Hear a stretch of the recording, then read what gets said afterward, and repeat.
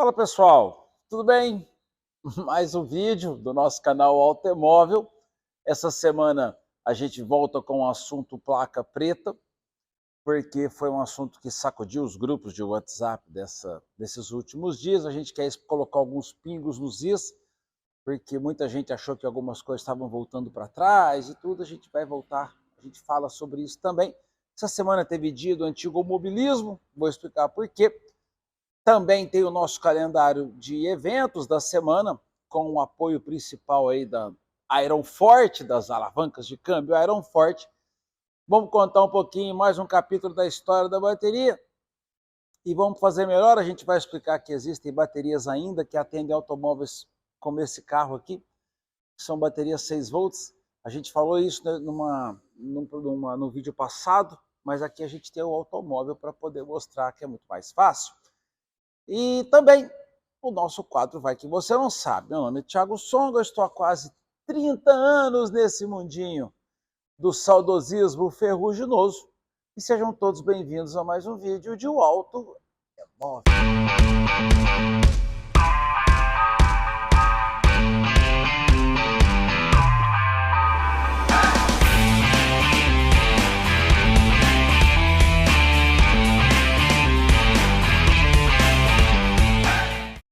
Eu já queria começar dizendo o seguinte: para de reparar a minha bagunça. Porque todo cara que mexe com carro antigo, todo cara que mexe com moto antiga, ele sempre tem o seu cantinho da bagunça. Se isso ainda não aconteceu com você, fica tranquilo que o seu futuro, o seu destino tende a ter um cantinho da bagunça como esse daqui. E o que eu queria começar dizendo é o seguinte: dia 2 de setembro foi Dia Nacional da Kombi, teve toda uma comemoração, vários clubes se juntaram para comemorar, e a Volkswagen lançou a garagem Volkswagen, que foi uma conta do Instagram, onde ela pretende ali contar um pouco da sua história, contar um pouco de alguns modelos que fizeram história na sua marca. Apesar de ser um negócio bobo, né? Abrir uma conta no Instagram, que é relativamente fácil, é a primeira vez que uma empresa, pelo menos que eu fico sabendo, que uma empresa no Brasil que fabricou automóvel, ela se dedica, se dá o trabalho de fazer uma conta do Instagram, uma divulgação oficial de produtos que contam a sua história. Eu já, no meu tempo eu organizo eventos já faz algum bom tempo. E, obviamente, a gente tenta fazer com que no Brasil aconteça o que acontece em outros eventos, que são empresas fabricantes de automóveis, de marcas e de motos, patrocinarem eventos de veículos antigos. Isso acontece nos Estados Unidos, isso acontece na Inglaterra, isso acontece na Europa de uma forma geral, isso acontece na Argentina. Aí a gente se pergunta, o que todo mundo tem mais que a gente, que aqui no Brasil a gente não consegue? Então você tem casos específicos como o evento de Araxá, o evento que é o Brasil Classics, eles sempre conseguiram patrocínio de uma montadora. Eles sempre conseguiram patrocínio era da Fiat, antes de ser a Fiat foi a Alfa, antes de ser a Alfa chegou a ser a Chevrolet, mas a Fiat ficou um bom tempo patrocinando o evento do Brasil Classics, depois entrou a Chrysler, a Mercedes, depois veio a Renault e recentemente a Kia, que ela já faz uns 2 ou 3 eventos que a Kia vem patrocinando o evento de Araxá. Isso acontece só em Araxá.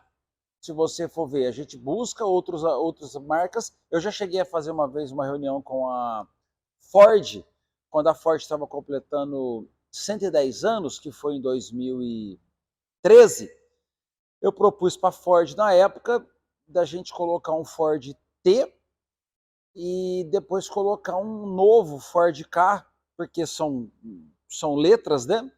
E aí eu iria colocar alguma coisa tipo assim, Ford do T ao K, 110 anos de evolução. Era um joguinho de marketing que a gente ia mostrar, eu me propus a colocar os dois automóveis, eu achava que a ideia ia ser super legal, até para mostrar que a empresa, que a marca se dedicava à sua história, tudo como acontece lá fora, e a resposta que eu tive do departamento de comunicação na época foi que a nossa empresa não quer relacionar sua marca com o que é velho, a gente quer relacionar sua marca com o que é novo.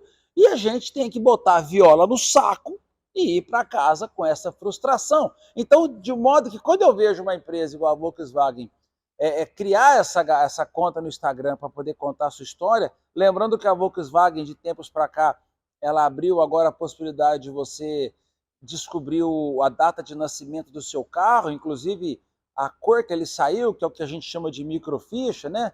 Que a Volkswagen da Alemanha já fazia esse serviço, a Volkswagen do Brasil ela demorou um tempo para fazer. Mas isso não quer dizer que o seu carro, sua Kombi 1959, ela vai ter essa facilidade de você descobrir o ano dela. Eles têm, acho que de 1970 para cá, antes de 70, você tem que tentar a sorte, porque não é certo que eles vão conseguir. Mas já é um avanço.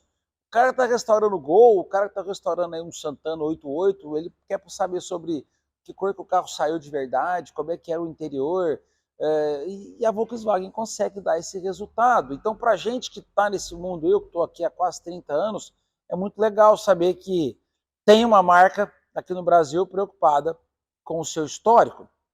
Então, essa semana, a Volkswagen lançou o Garage Volkswagen. Só que ela foi chique, né? Ela fez esse lançamento na próprio escritório da Meta, que é a dona do Instagram e do Facebook. E não, eu não fui convidado, entendeu? Não fui convidado, mas não tem problema. Eu acho que é importante o que eles fizeram, que vale a pena ser divulgado. Aí eu não posso esquecer.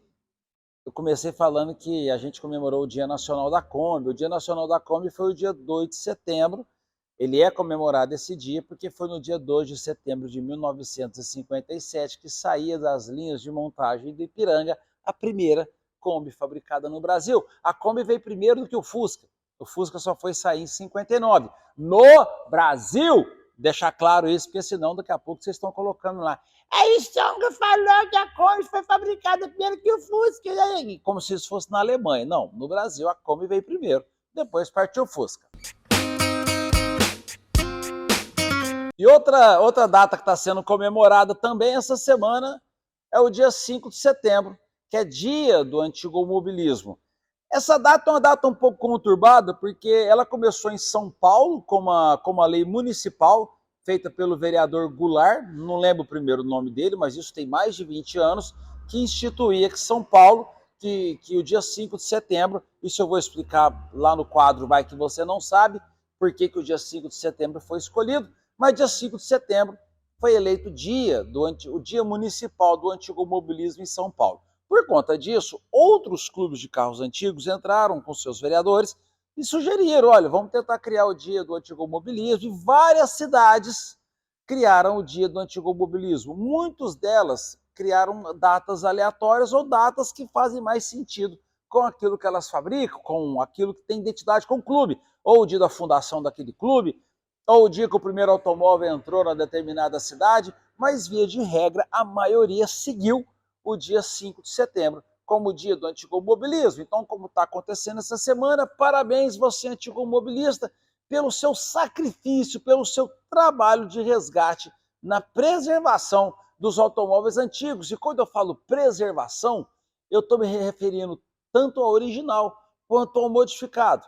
Porque quando você tem um casarão antigo e ele é tombado pelo patrimônio histórico-cultural, você mantém a fachada dele antiga e por dentro você faz suas modificações, você muda a instalação elétrica, você muda o madeiramento e coloca madeira nova, por muitas vezes eles tiram a madeira e colocam reforço de metal, e você troca as paredes por dentro, coloca outra parede, em vez de ser com aquele muro de cimento lá, de pau a pique, você vai lá e faz com parede de bloco. Então, se você consegue restaurar uma casa com elementos modernos, entendeu? E ela só parecer antiga por fora, e isso é válido. O cara que tem um hot rod, que é um carro antigo com a frente dele é antiga e por dentro ele é todo moderno, isso também é uma forma de preservação. Porque se vale para casa, como patrimônio histórico, tem que valer para automóvel também, porque o pau que bate em Chico também bate em Francisco. Então, para você que tem automóvel antigo, parabéns, porque dia 5 de setembro é o dia do antigomobilismo.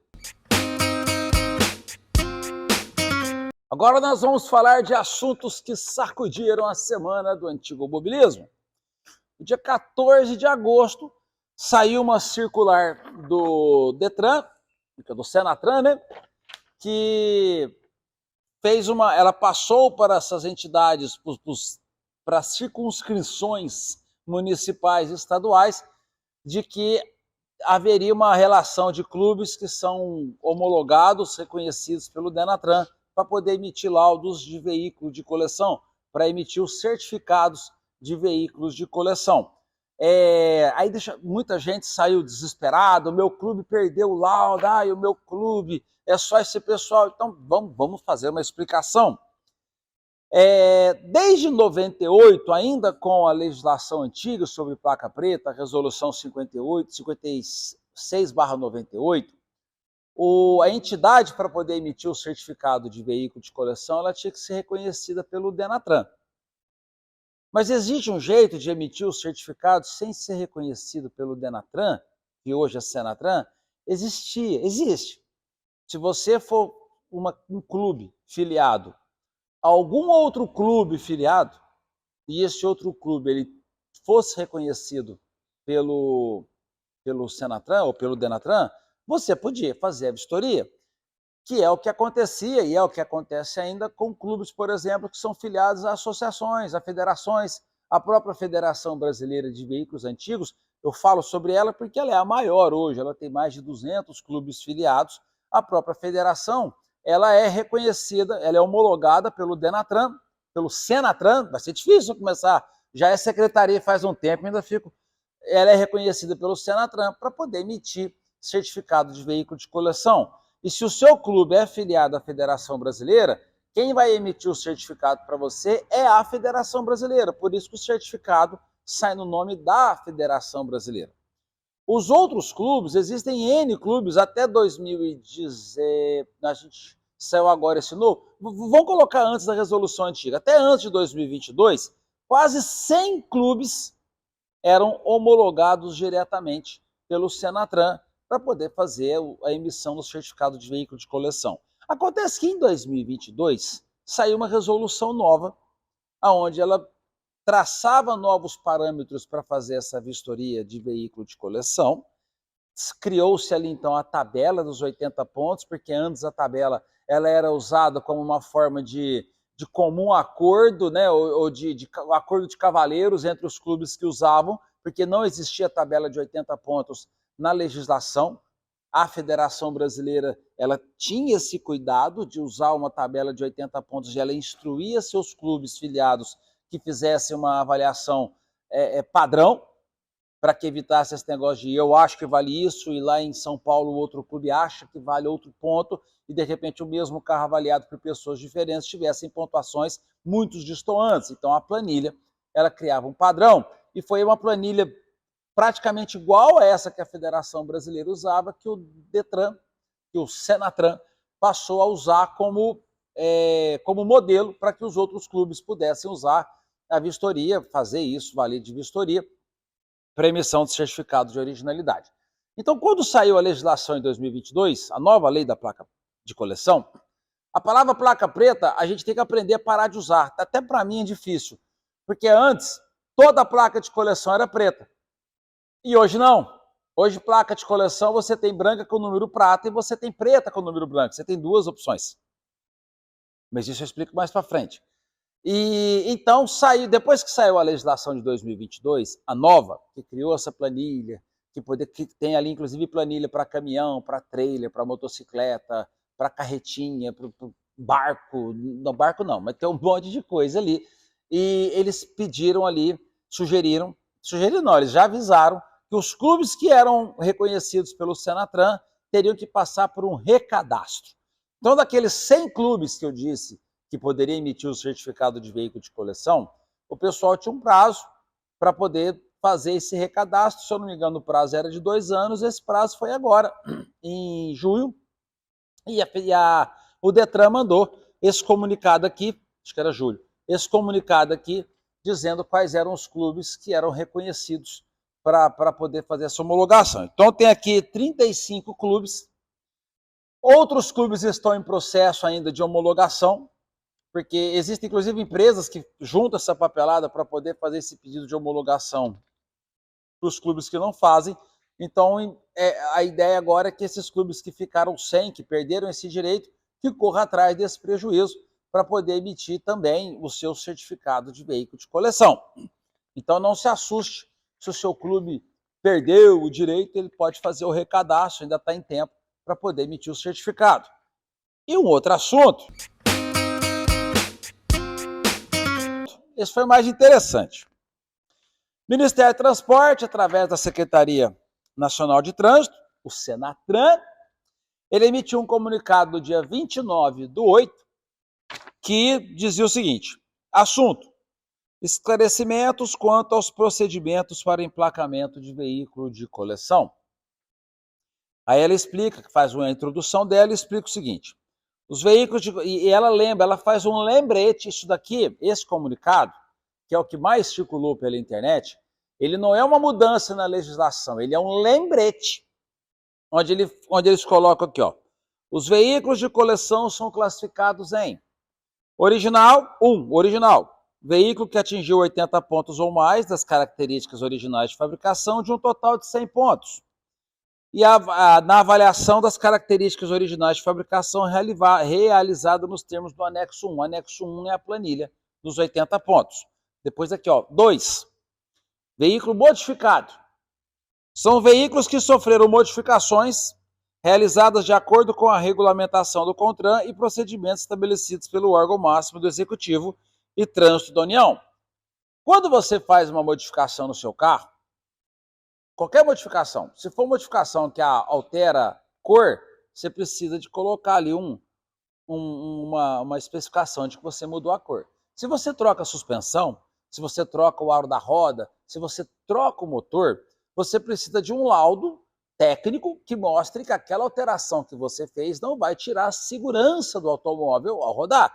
Você já imaginou você tirar um motor 4 cilindros de um Gol e você colocar o motor V8 da Dodge, vou falar Dodge Ram porque agora é só Ram, né? Colocar o motor V8 de uma Ram lá dentro, e aí você não mexe no freio, você não mexe na suspensão, o carro não aguenta. Então você precisa desses laudos para poder mostrar que as suas alterações estão dentro do padrão. Se o seu carro tem mais de 30 anos, o Senatran entende que mesmo que o seu carro seja esse Frankenstein, né, já que é assim que as pessoas te chamam na rua, seu carro também tem direito a um lugar ao sol e você também pode ter um veículo de coleção.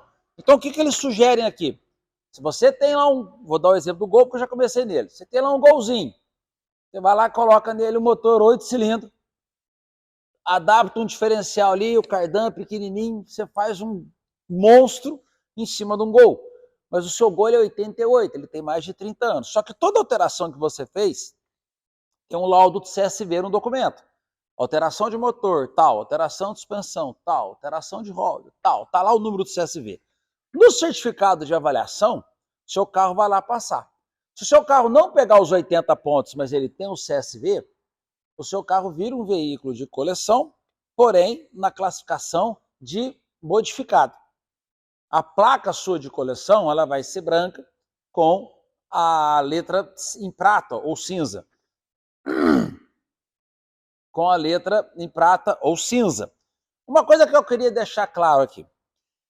A placa de coleção no Brasil, oficial, todas elas são brancas, com a numeração em prata. Só que existe uma opção no Brasil, apenas no Brasil, de que se você tem um veículo classificado como original, quando vocês pegam hoje o atual, depois de 2022, o certificado de avaliação, o certificado de veículo de coleção, o certificado de veículo de coleção, ele vem hoje seu nome, ele vem seu CPF, ele vem qual é o seu número da carteirinha de sócio que você tem no clube, ele vem os dados do carro, e embaixo ele vem escrito se o veículo é original ou modificado. E vem escrito assim, ó, veículo original, você faz um X e coloca os pontos na frente daquela planilha avaliada. O veículo modificado, se for modificado, você faz um X e coloca os números do CSV. Subentende-se lá que o veículo modificado, sequer pontos na avaliação ele tem. Uma coisa que eu notei, mas para finalizar, desculpa. Para finalizar isso daqui, o que esse comunicado fez foi emitir uma circular para os Detrans e também que serve para as empresas de emplacamento, que quando chega um veículo lá com certificado de veículo de coleção, e esse veículo for modificado, que não é para a empresa de placa, que fabrica placa, fazer uma placa na cor preta para ele, porque ele é classificado como modificado. Porque o que estava acontecendo? Você tem o seu Golzinho 89, você foi lá, colocou uma orbital, aro 17, deu uma rebaixadinha, seu carro é modificado, você tem um laudo no documento, escrito modificado, e aí você chegava com a sua placa de veículo de coleção, você chegava com o seu certificado, o cara chegava lá na empresa do Detran e falava assim, ó, vim colocar a placa preta, na empresa que faz placa, né, de carro. O cara entrava no computador, ele baixava o número da placa lá e lá falava realmente que aquilo ali era um veículo de coleção, mas não falava se ele era modificado ou se ele era original. Aí o que acontecia? A empresa de placa ia lá e fazia na cor preta. Porque a cor preta ela é uma opção, ela não é obrigatória para todo carro original. Ela é uma opção que só vale para veículos originais. E essa opção ela só vale em território nacional também, porque ela não entra nos acordos do Mercosul para todos os países do Mercosul. Então ela só vale no Brasil a placa de veículo de coleção original sendo na cor preta. Então, dentro da regra mesmo, a placa de coleção, que vale em todo o território do Mercosul, ela é branca, com a numeração em prata. Então, quando a gente fala seu carro tem placa preta, a gente tem que começar a aprender a mudar. Seu carro é veículo de coleção, seu carro tem placa de coleção, porque a placa de coleção hoje, ela tanto faz para ser branca com a numeração prata ou preta, a numeração branca. E uma coisa que eu andei estudando, aqui eu encerro o comunicado. Por que isso deu barulho? Porque saiu-se um comunicado nos grupos de WhatsApp com uma imagem dizendo assim, o Detran informa, veículo placa preta somente para carros originais. Tá certo, o comunicado está correto. A questão é que a nossa interpretação, ela faz a gente pensar o seguinte, como se todo carro de coleção só fosse original para poder a placa de coleção. Que não é isso que o comunicado quer dizer. O comunicado quer dizer que o Detran informa que a placa na cor preta ela é somente para carros classificados como originais. Carros de coleção classificados como modificados vai ter também sua placa de coleção, só que ela não vai ser preta. Era só isso, não precisava ter todo esse alarde. O que eu quero deixar um comentário engraçado, que eu estava dando uma estudada na legislação, e eu acho tudo no Brasil tem que ser melhorado, né? Eu acho que ela tem alguns buracos que precisam ser analisados. Pelo jeito que eu li, pelo jeito que eu interpretei, ela dá a entender o seguinte, o Golzinho, que está com roda orbital e está rebaixado, ele vai passar numa avaliação. Ele tem um CSV, porque ele fez essa alteração da suspensão e fez alteração de roda. Aí pior, ele botou turbo. Então ele tem todas essas alterações no CSV. Pela legislação nova, ela deixa claro o seguinte, o carro vai ser submetido à avaliação. Mesmo que ele tenha CSV, ele vai ser submetido àquela avaliação da planilha dos 80 pontos. Se ele perde mais de 20 pontos, ele é classificado como original. Se ele perde menos, aliás, ele é classificado como modificado. Se ele perde menos de 20 pontos, ele é classificado como original. Então vamos lá. Você pega uma planilha para fazer a avaliação. O carro do cara é perfeito. Perfeito. Só que ele foi lá e aumentou a roda. Era uma roda BBS 15 ou 14, ele foi lá e colocou uma 15. Vamos pelo 15. No certificado de veículo de coleção, existe uma tolerância de até 1 polegada para fazer a avaliação, tanto do aro quanto da tala. Então a pessoa foi lá, colocou uma BBS 15 no GTI dele e colocou uma rodinha um pouco mais larga. Ele perdeu 1 ponto na tala, ou se ele pegasse a tolerância, porque lá não fala se a tolerância de até 1 polegada você considera ou você tira o ponto. Não é claro isso na planilha. Mas vamos colocar que tira o ponto. Você perde 1 ponto na tala, você perde 1 ponto no aro, mas você não perde ponto no aspecto, porque a roda que você colocou é a mesma BBS, só que ela é um aro maior. Então você perdeu 2 pontos. Você perde mais 2 pontos do pneu, porque o pneu original era 14, você foi lá e colocou um 15, então você já perdeu 4.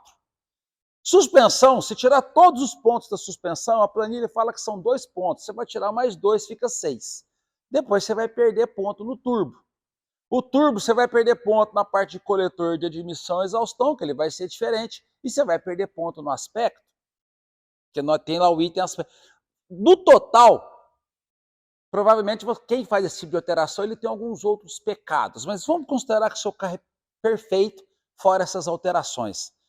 Você vai perder um pouco mais de 10 pontos, você tem 20 pontos para perder, ou seja, seu carro vai ser avaliado, vai ter mais de 80 pontos, e pela lógica do Senatran, da resolução, o seu carro é modificado, tem 3 modificações, tem 3 CSV no documento, só que ele tem mais de 80 pontos, aí você tem a opção de escolher a placa preta no seu carro. Sabe o que vai acontecer? Você vai andar com um golzinho turbo rebaixado com rodão, e você vai nos eventos com uma placa preta legal dentro da lei, pelos parâmetros do Senatran, e os caras vão te falar que você tem uma placa treta, como se você estivesse fazendo isso para poder infernizar as pessoas que têm o carro original. Então, as pessoas precisam entender que a interpretação ela é feita sempre em benefício do réu. Então, nesse caso, ou isso melhora na legislação, ou isso dá a entender que o veículo modificado com mais de 80 pontos, ele pode ter a placa de carro original. Aí, isso vai na contramão do anexo da definição de veículo de coleção para o Código de Trânsito, que ele fala que veículo de coleção é aquele veículo com mais de 30 anos, original ou modificado, que possui valor histórico próprio. Só que no Código de Trânsito ele fala ou original ou modificado. E pela resolução dá a entender que se você tem um veículo modificado com mais de 80 pontos, ele pode ser original. Uai, ou ele é modificado ou ele é original. Não é isso que a definição do Código de Trânsito fala? Aí chega na legislação, na resolução, ela dá a entender que você pode ter um original, um modificado, mas original. Então não é ou, você pode ser e, modificado e original. E isso é o tipo de coisa que, na minha opinião, precisa ser melhorada ainda. Vamos embora para o calendário de evento? Patrocínio sabe de quem que é, né? Passa para frente com Iron Ford.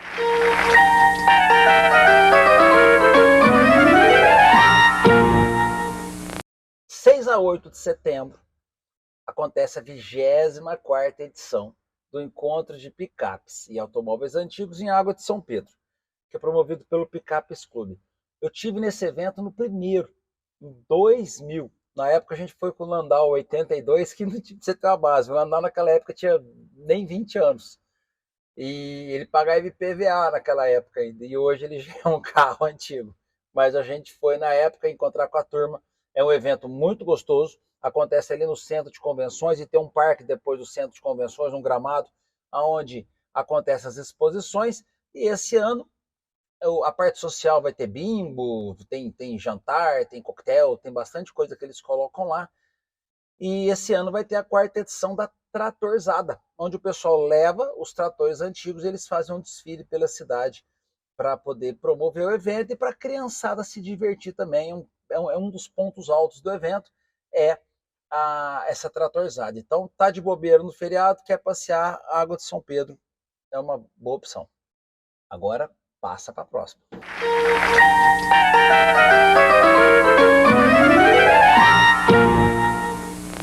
Dia 7 e 8 de setembro, acontece na cidade de Ituverava o primeiro Expo Car, que é um evento que eles estão fazendo num Pesca e Pague, que é engraçado, vai ter até concurso de pescaria. Então, se o seu negócio é pescaria e carro antigo, aproveita que vai ter concurso de pesca também. Lembrando que vai ter um evento lá, um feirão de carros seminovos também. Então, se você está achando que é só encontro de carro antigo, vai ter ali um feirão. O pessoal quer aproveitar o público do evento para vender carro seminovo lá também. Mas o que eu gostei mesmo foi do campeonato de pesca. Então, quem gosta de pescar, quem está nervoso e está precisando pescar, vai de carro antigo, que vai ser uma boa opção e uma boa diversão. E Ituverava te espera. Passa para a próxima.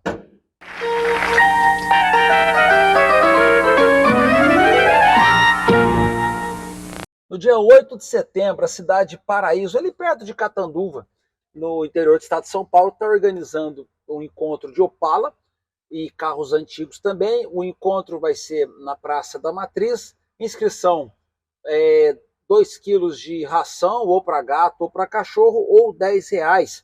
Legal o pessoal fazer essas ações de ração até porque isso ajuda as entidades a poder cuidar dos animais ali. Tem gente que gosta mais de animal do que de ser humano mesmo. Então aproveita, até porque uns acham eles mais confiáveis, né? Então o pessoal lá da organização do evento é um dos clubes de Catanduva que está organizando, eles esperam vocês lá para mais um evento. E tem vídeo também, né? Vamos, só solta o vídeo aí.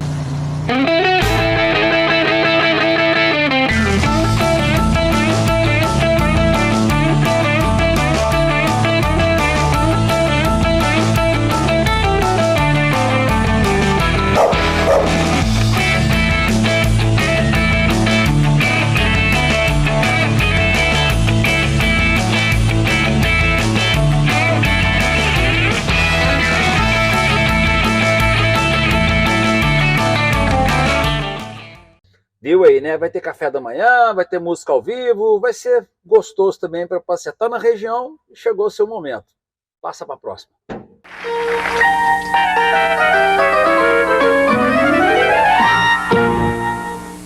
Pessoal da região de Ribeirão Preto, cidade de Batatais está organizando mais um encontro de carro antigo, junto com a festa de San Genaro. A festa de San Genaro é famosíssima em Batatais, é uma festa italiana. Então vai ter pizza, tem macarrão, tem, vocês imaginar, de massa, lasanha, tem, e eles fazem na exposição em volta para os participantes poder ter uma coisa diferente do que além de ver carro antigo. Se você gosta de carro antigo, às vezes a sua esposa quer ver outras coisas. Então a festa de San Genaro, ela é regada de música italiana tocando a todo momento. O evento acontece na Festa do Leite e também tem vídeo. Torna-me quasi la malinconia sotto a finestra, voglieresteria quando fa notte, sole se ne scende, ma è nato sole più bello in me, o sole mio. Bacana, né? Bom, agora o nosso passa para a próxima, na verdade vai ser passar para o nosso próximo quadro, que é o Vai Que Você Não Sabe.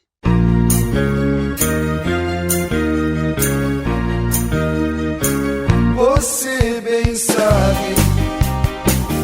Falei mais cedo que dia 5 de setembro é comemorado no Brasil o dia do antigomobilismo, né? E disso que eu vou explicar mais tarde. Por que era dia 5 de setembro? A data foi escolhida porque em 5 de setembro de 1956 saía das linhas de montagem. Na verdade, não vou dizer saía das linhas de montagem não, mas era o lançamento oficial da Romizeta.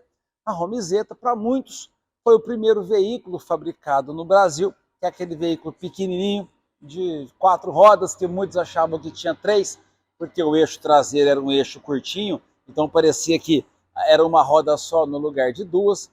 Ele cabia 2 pessoas, uma ao lado da outra, e a porta abria para frente.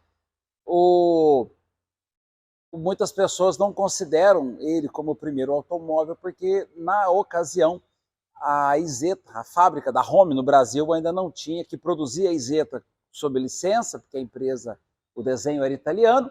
A Home, ela não tinha uma autorização do GEA, que era o Grupo de Engenheiros da Indústria Automobilística, para poder produzir o automóvel. A Home chegou a ter essa autorização do GEA, mas só depois de 1958. Mas não quer, é para o mesmo produto, então não quer dizer que ela não deveria merecer esse reconhecimento. Então, dia 5 de setembro, o Brasil meio que desabrocha para a indústria automobilística em 1956. E para muitos, isso é uma data válida o suficiente para ser comemorado como o dia do antigomobilismo. E também no dia 5 de setembro, por que não as coincidências, nascia Renzo Rivolta. Tá, já sei, vocês vão falar, não, mas que nome estranho, Renzo Rivolta, é uma mistura de Enzo com revolta? Não, Renzo Rivolta foi um inventor de produtos de refrigeração na Itália, que depois da Segunda Guerra Mundial, ele viu o nascimento das scooters, tanto pela Vespa quanto pela Lambretta, e ele criou uma scooter chamada Iso. que chegou a ser, depois da Lambretta e da Vespa, a terceira maior fabricante de scooters do mundo. E tem dela no Brasil, são muito raras, e tem também dela. Mas a grande curiosidade é que o Renzo Rivolta, em 1952, ele resolveu desenhar um carro pequenininho, que segundo ele era meio carro, meio moto. Foi aí que ele desenhou, a scooter que ele fazia chamava Iso. Quando ele desenhou esse carrinho, ele botou o nome de Isetta. Então, essa Isetta que a gente comemora no dia 5 de setembro como o dia do antigomobilismo, porque a Home Isetta era produzida pelas indústrias Home no Brasil, porque a Isetta foi desenhada pelo Renzo Rivolta, que nasceu também no dia 5 de setembro, só que em 1908. Outra curiosidade do Renzo Rivolta é que nos anos 60 ele começou a construir um automóvel esportivo com o nome de Iso Rivolta. Aí ele colocou o nome dele no produto, usava mecânica Chevrolet. Temos dele também no Brasil, e um automóvel desse, preparado para a corrida, chegou a ganhar as 24 horas de Le Mans em 65 na sua classe.